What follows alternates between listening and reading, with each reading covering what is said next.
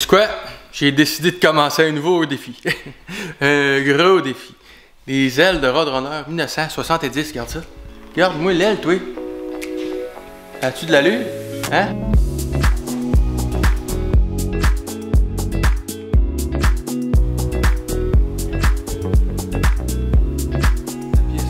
Chaque fois que je fais, j'analyse des pièces pour essayer de commencer des nouvelles formes, des nouvelles pièces. Faut que je les analyse. Des fois, je m'installe, là, ça peut prendre 1 heure. Je ne sais pas trop ce que je vais faire, je ne sais pas trop par où commencer. Mais il y a quand même des petites règles de base qui peuvent nous aider à essayer d'analyser la pièce, ok? Comme par exemple les épaisseurs, ok? Les épaisseurs de matériel. Ici, là, on parle d'une aile de Roadrunner 70, ok? Ces ailes-là sont pas, il n'y a pas de reproduction. Ça se fait pas.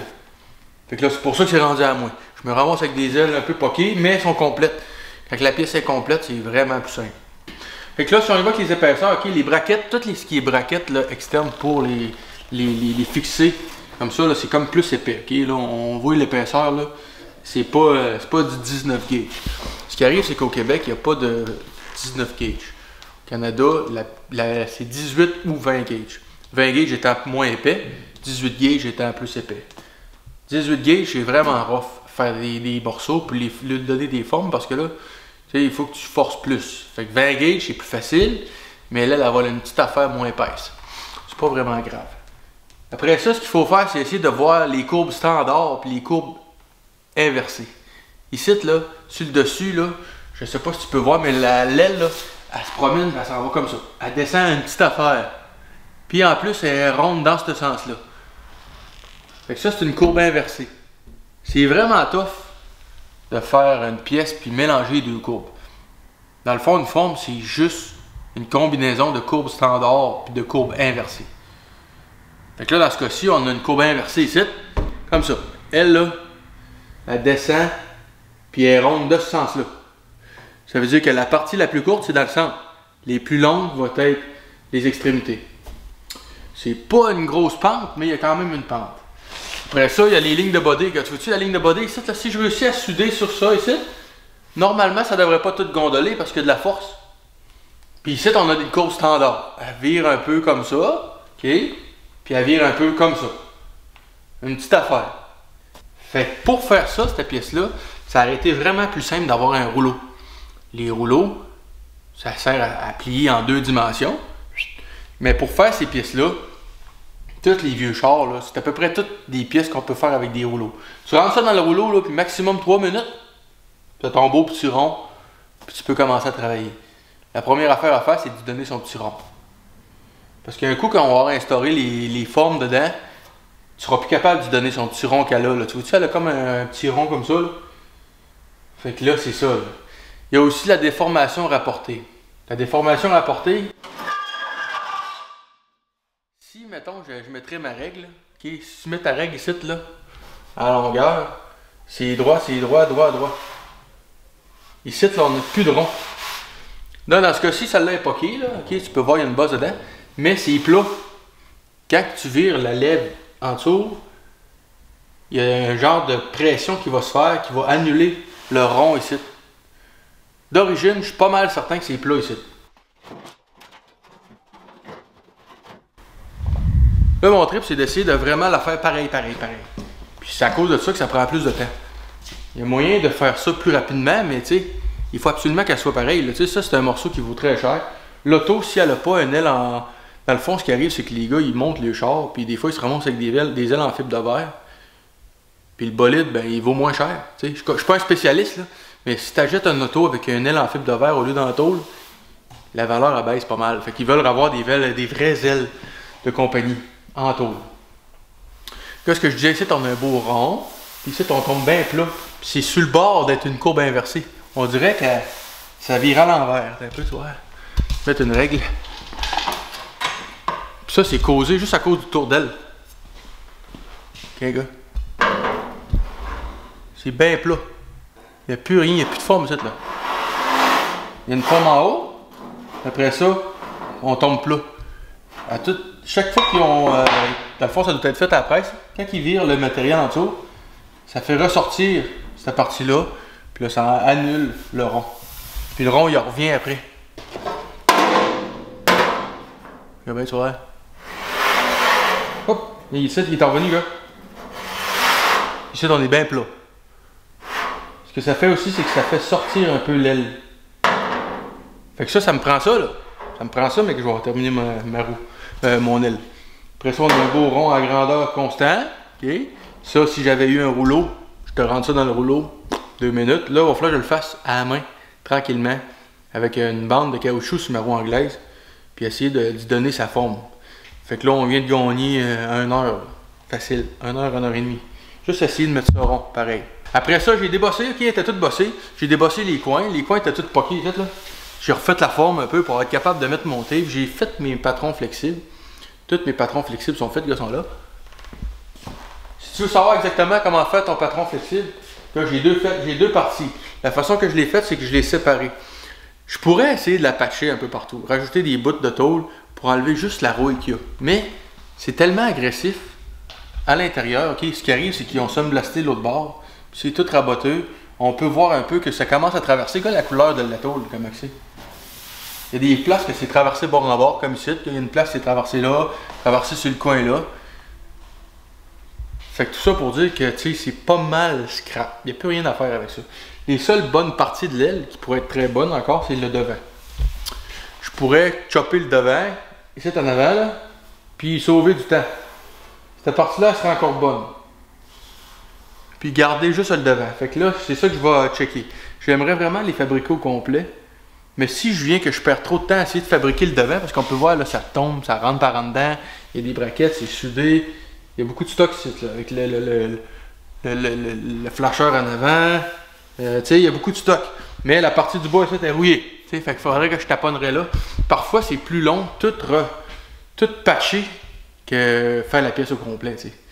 Là, dans ce cas-ci, si je commence à patcher ça, en plus que l'aile ne vale pas cher, elle va valoir moins cher, ben, tu sais, ça va être patché. Il faut que ça arrive, puis des fois, c'est plus long. C'est plus facile, des fois, de faire la pièce au complet, puis d'essayer de la refaire. Fait que là, c'est ça que je vais essayer de faire. Là, mon objectif, c'est de la faire en 2 pièces. Je vais souder, probablement proche de la ligne de body qu'il y a là, pour essayer de ne pas avoir trop de déformation. Mais, en même temps, quand tu choisis tes pièces, faut que tu te laisses de la place pour être capable d'avoir accès à l'arrière. Mais que je soude ça ensemble, faut que je sois capable d'aller rentrer mon dolly en arrière. Fait que c'est pour ça que je me suis mis à environ 1 pouce. 1 pouce du bas. 1 pouce du joint de body. Fait que là, je vais avoir la force du joint, de la ligne de body, pour tenir ça, pour empêcher que ça gondole. Je vais avoir de l'espace pour rentrer ma main en arrière, pour être capable de joindre ça comme il faut. Je vais avoir séparé mes 2 courbes, courbe standard, courbe inversée. Puis j'aurai pas trop une grande surface de tôle. Les grandes surfaces de tôle, c'est tough, ok? Parce que quand tu commences à travailler ça, ça plie de tous les bords. Puis tu as de la misère à garder ta forme. Dans le fond, ton arrangement de la tôle, des fois, il change juste à cause du poids de la tôle qui est trop long, puis tout ça. Fait que là, c'est des affaires à penser. Okay? Ensuite de ça, il y a les braquettes de l'autre côté. Tout ce qui est l'autre bord, là, tu sais. C'est ça, le bout qu'on voit pas, mais c'est ça qui est moins le fun à faire. Parce que, gars, ça, on a comme un support interne. Tu vois-tu le support interne, là, qui tient ça, là? Ça, là, ça donne la forme exacte de l'aile. C'est comme super important. Puis je peux les rapiécer. Parce qu'il est rouillé pas mal, tu sais. Puis là, il est pas démanché, là, tu sais. Mais regarde, je peux le rapiécer, là, remettre des bouts un peu partout pour essayer de faire paraître ça, pas pire. Mais dans le fond, il est tellement avancé qu'il va juste se repercer plus tard, tu sais. Fait que ça fait pas une job qui est super tough. Ensuite de ça, il y a les espèces de support interne. Ça, c'est simple à faire. T'as comme un support interne en dedans pour tenir l'aile. OK? Check, gars, il est cassé. Tu vois-tu? Ça, c'est super facile à faire. Tout ça, ces formes-là, c'est à voir, ok? Présentement, il y a comme un enduit de caoutchouc là-dessus. Puis la rouille est prise entre l'enduit puis la pièce de tôle, dans le fond. Fait que c'est ça qui fait que ça rouille, puis c'est comme vraiment profond, tu sais. Il y a comme un enduit de caoutchouc, là, je sais pas si tu peux voir, mes gars. Il y a comme du gravel guard, ou je sais pas, là, puis l'humidité est prise entre les deux. Fait que quand tu enlèves l'enduit de caoutchouc, tu te ramasses que c'est rouillé, là, tu sais. Toutes les braquettes, tous les ancrages, tous les trous, ils doivent être à la même place. Si je te vends une aile, il faut qu'elle fasse sur le char, tu sais.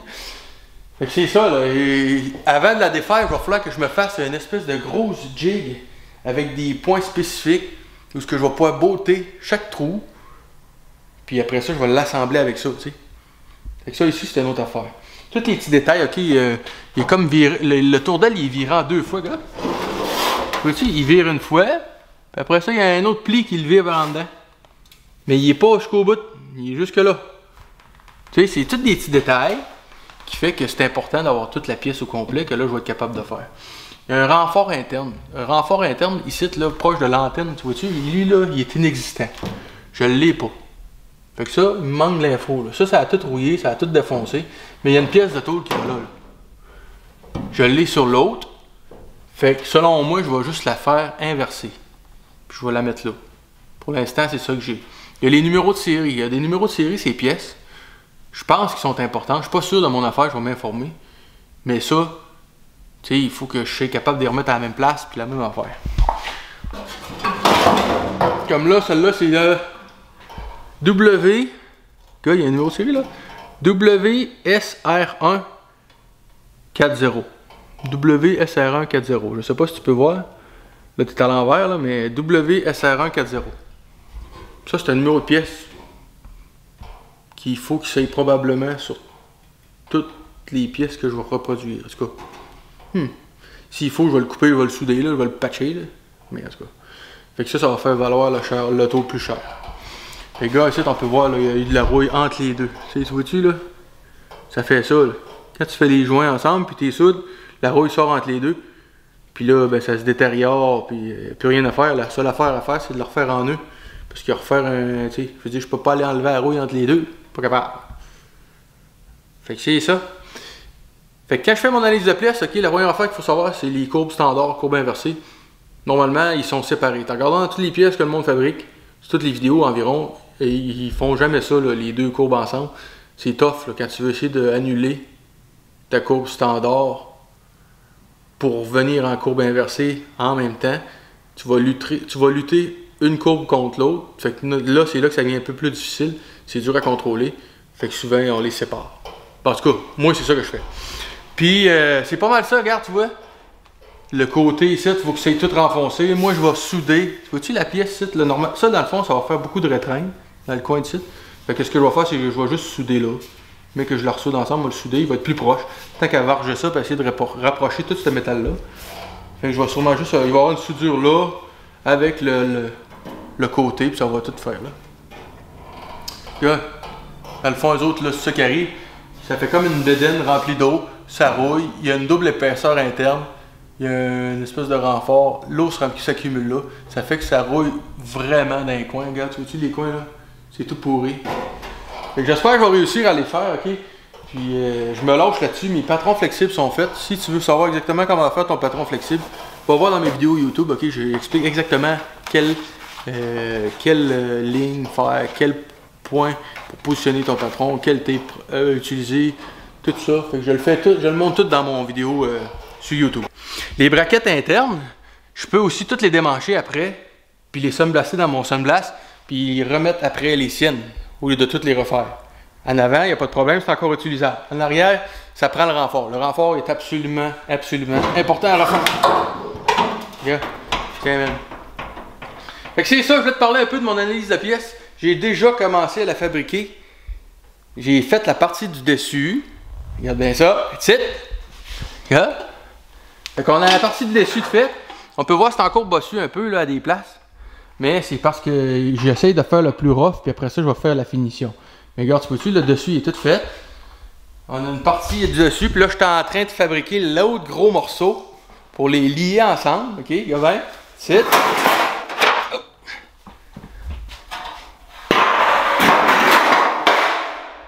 Tata! Fait que tu sais, on a quand même un morceau de tôle qui est pas pire là. Tu vois-tu, je les ai mis au côté pour que tu puisses comparer un peu les détails. Tu peux voir, gars, ça vire comme l'autre.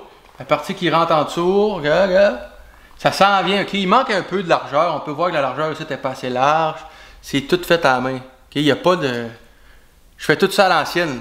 Mais présentement, j'utilise la technique de monsieur Daniel Lauzon. Monsieur Lauzon, il fabrique tout ça à la main comme ça.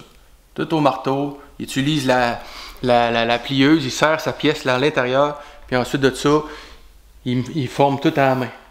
Mais comme là, dans ce cas-ci, j'ai pas vraiment d'autre choix que de faire ça à la main, là, tu sais, je veux dire, à un moment donné, là, tu peux pas fabriquer un dag pour chaque pièce. Là, on peut voir ici, je suis un petit peu trop large, puis ici, tu gauches plus étroit, mais c'est correct, je vais juste le remettre à sa place. Mais ça s'en vient, gars, on peut voir, là, il y a une bonne... il y a un bon bout de fête, là, tu sais.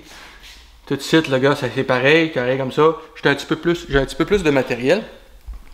Mais j'aime mieux en avoir plus, c'est normal. Puis après ça, regarde la ligne en bas du body, comme ça, avec le petit pli qui vire en dessous. Si on met le dessus, voyez donc. Le dessus est ici. Oh. Tout de même. Oh.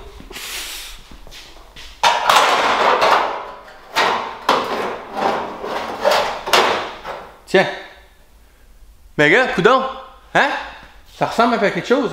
J'ai décidé de souder mon joint proche d'un lien, d'une ligne de body. Vois-tu, la ligne de body est ici. Ça, c'est la ligne importante qu'il faut que ça soit parfait. Ok, le char, il peut pas, là. Ça, c'est genre le flow. Il faut que ça soit parfait.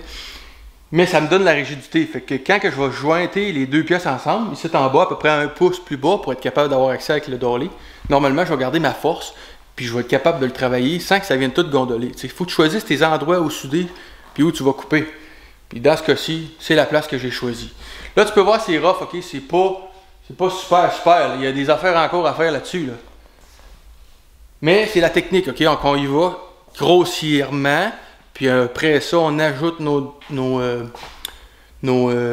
la précision, la finition. Après ça, c'est la finition. Tu enlèves toutes les petites bosses, tu mets ça propre. Là, la grande pièce, ça me donne la misère avec ma roue, ok? Là, tu vois-tu, là, toutes les petites bosses que tu peux voir, je sais pas si tu vois que c'est des arrêts départ. Puis le poids, la pièce, il est pesant. Fait que là, il faut que je la tienne à l'autre bout quand que je roule, tu sais.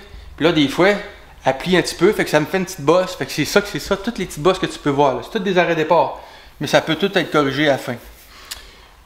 Mais tu sais, en même temps, tu peux le sabler, là. Si tu veux, tu peux sabler, puis ça va partir.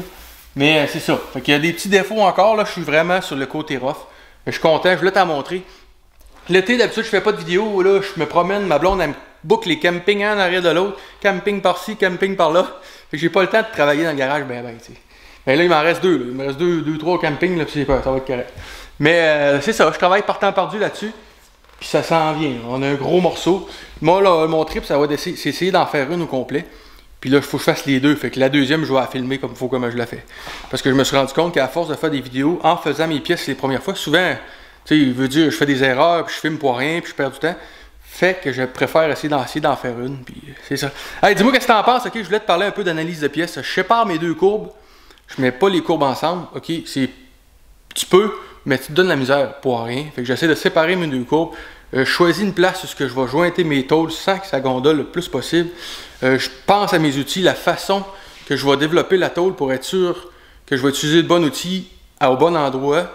Parce que souvent, si tu n'as pas tous les outils, il faut que tu penses à ça.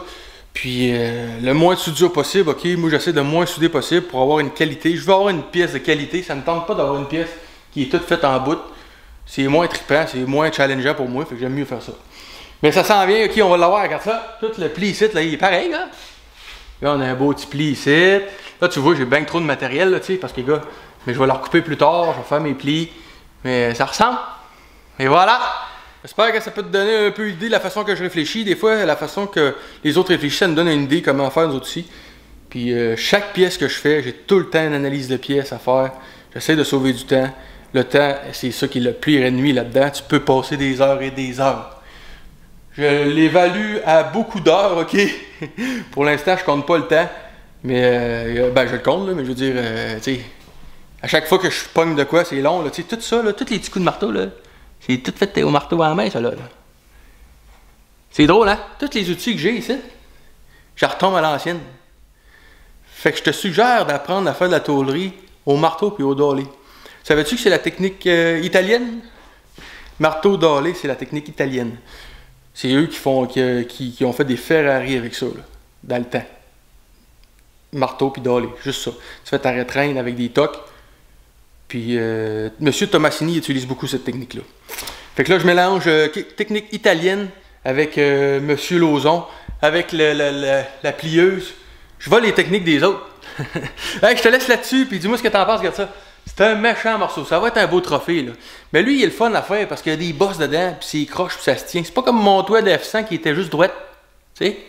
Puis là, il venait tout croche. Fait que, yes, bon été, puis bye bye! On se voit dans une autre vidéo! J'ai fait exprès pour me mettre mon Ford 33 dans les jambes, tu sais, pour le voir à toutes les fois, pour être sûr de me lâcher dessus. Puis je le fais jamais. J'ai pas le temps de le faire, c'est plate. La seule affaire qui me fait faire tout ça ici, là, c'est juste pour fabriquer ce char-là. C'est mon char de rêve, mon char de flot. Je vais me promener avec un Ford 933. Puis je suis pas capable de me lâcher dessus, tu sais. J'ai envie de le copier en d'autres. Je veux pas avoir un char en fibre de verre, là, tu sais. Tant qu'à moi, ça vaut pas cher. Mais si je réussis à le faire en tôle, là, je vais être fier de mes affaires. C'est un beau trip. J'aimerais ça fabriquer ça. Mais c'est tout le temps la même histoire. Quand que je fais mes affaires, ça me donne pas de scène. Ça m'en enlève. Et que je me ramasse moins d'argent. Fait que c'est moins le fun.